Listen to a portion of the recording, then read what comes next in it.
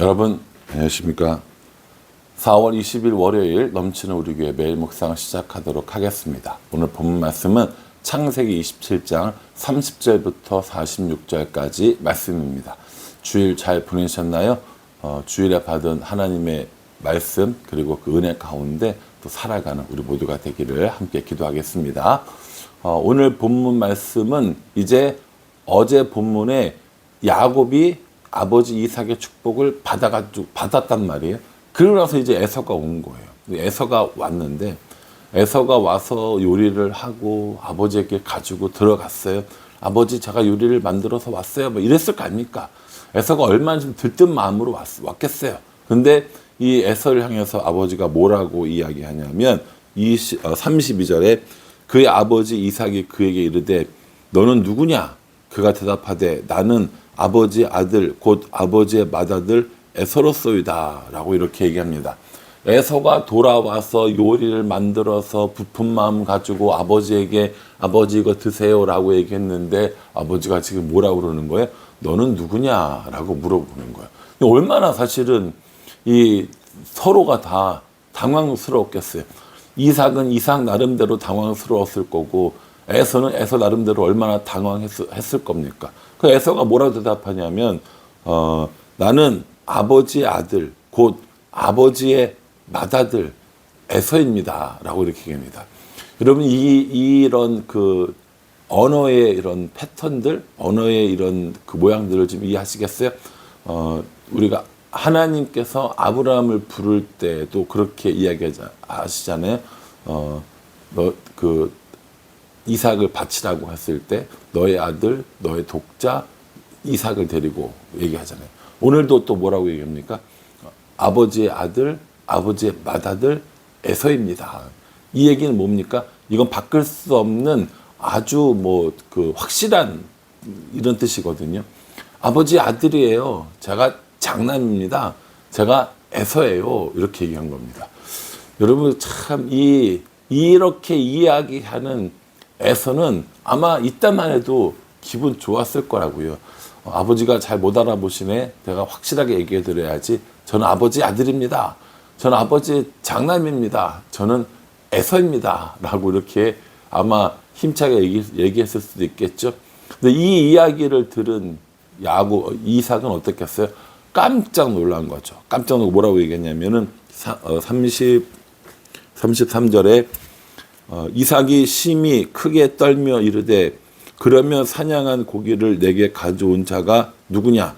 내가 오기 전에 내가 다 먹고 그를 위하여 축복하였은즉 그가 반드시 복을 받을 것이니라 라고 이렇게 얘기합니다. 깜짝 놀랐다는 거예요. 크게 떨며 이야기하는 거예요.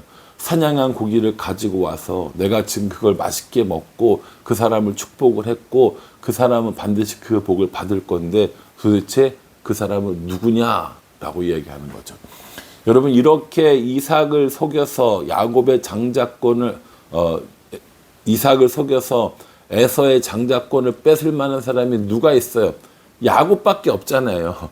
야곱밖에 없잖아요. 그러니까 에서가 화가 난 겁니다. 그러면서 예전에 있었던 일까지 기억이 난 겁니다. 팥죽 한 그릇에 장자권을 달라고 했던 그 야곱의 모습이 생각이 났고 이제 그 야곱이 자신의 축복을 정말로 뺏어갔다라는 이 사실에 에서는 너무너무 화가 난 겁니다.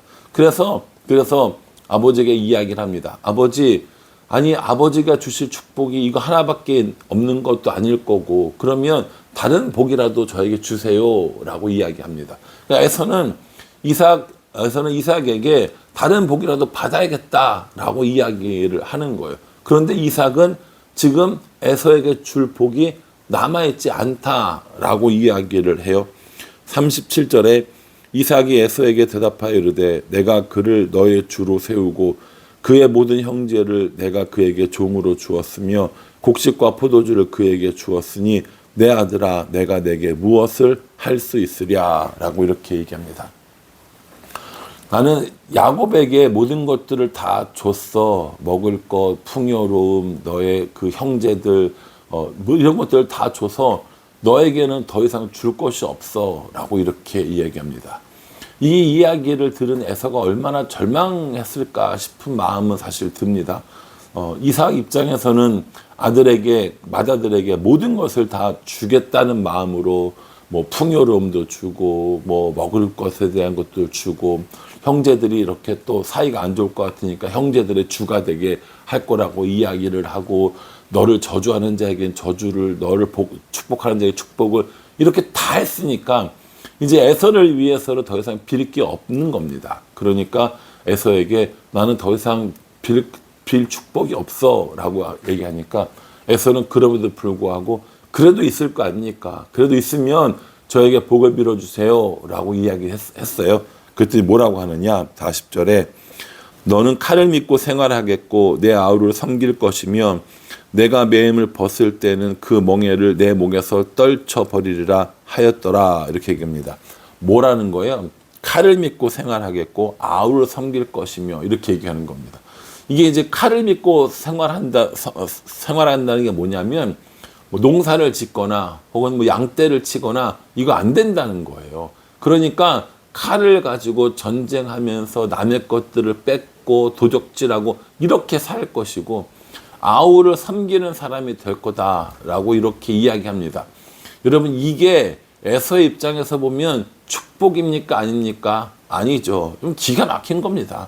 에서 입장에서는 동생이 장자권을 뺏어간 것도 마음이 힘든데, 아버지한테 축복을 나머지 거라도 해달라고 했더니 칼을 믿고 생활을 하고 동생을 섬기게 될 거라고 이런 얘기를 들으니 에서의 이 분노가 정말 하늘을 찌른 거죠. 자, 여러분들이 지금 에서예요. 여러분들이 에서면 여러분들은 어떻게 하실 것 같습니까? 예, 그렇죠. 아, 정말 잘 됐어요. 정말 야곱은 정말 훌륭하고 좋은 애예요. 그러니까 저는 그럼 야곱을 떠나서 칼로 생활하고 제가 야곱을 잘 섬기며 살겠습니다 라고 이야기하실 거예요? 그럴 리가요. 우리 중에 그럴 사람은 아무도 없을 겁니다. 아마 에서처럼 똑같이 이야기했을 겁니다. 뭐라고 이야기하냐면 41절에 그의 아버지가 야곱을 축복한 그 축복으로 말미암아 에서가 야곱을 미워하여 심중에 이르기를 아버지를 곡할 때가 가까웠은즉 내가 내 아우 야곱을 죽이리라 하였더니, 이렇게 얘기합니다. 죽이리라, 이렇게 얘기해요. 이제 아버지가 살 날도 얼마 안 남았고 아버지가 나를 말릴 수도 없으니까 내가 내 동생을 죽이겠다라고 얘기합니다. 이 분노가 결국에 동생을 죽이기로 하는 이런 결심으로까지 나아갔던 겁니다. 이 이야기를 누가 들었냐면 어머니 리브가가 들었어요. 동생을 죽이려 하다니, 이런 생각을 한 거죠. 근데 어머니 리브가도 참 깝깝한 게, 정말 이런 일이 안 생길 거라 생각했을까요? 정말 그냥 아무렇지도 않게 에서가 그러면 뭐 그렇게 하시죠 라고 할 문제가 아니잖아요. 그래 리브가가 그제서야 정신을 차렸는지 하루아침에 아들 둘을 다 잃을 수 없으니까 하란으로 야곱을 피신시킵니다. 하란으로 가라고. 거기에 오라버니 라반이 있으니까 그 오빠에게 이 동생을 부탁을 하는 거예요. 그러면서 이 야곱에게 빨리 그 외삼촌인 라반에게로 도망가라라고 이야기를 하는 거죠. 어쨌든 이제 그 리브가 입장에서는 아들 둘이 싸우다가 죽거나 다치거나 이러면 안 되니까 작은 아들을 대피시킵니다. 피신시키죠. 그리고 이 이삭에게는 뭐라고 이야기하냐면 46절에 리브가가 이삭에게 이르되 내가 햇사람의 딸들로 말미암아 내 삶이 싫어졌거늘 야곱이 만일 이 땅의 딸들 곧 그들과 같은 햇사람의 딸들 중에서 아내를 맞이하면 내 삶이 내게 무슨 재미가 있으리까? 라고 이렇게 이야기합니다. 라반에게 보내는 명분을 만드는 거죠. 내가 에서가 결혼한 해족 속의 딸들로 인하여서 내 삶이 너무 힘들고 너무 싫고 너무 피곤한데 야곱까지 그렇게 되면 안 되니까 이 야곱은 우리 가족이 있는 하란으로 보내서 신부감을 데리고 오게 합시다 라고 이야기를 하는 거예요. 참 이 리브가가 머리가 좋았다고 해야 되는 건지 아니면 뭐 남편을 잘 구워 삶았다고 해야 되는 건지 그거는 모르겠으나 굉장히 그럴듯한 명분을 내세우죠.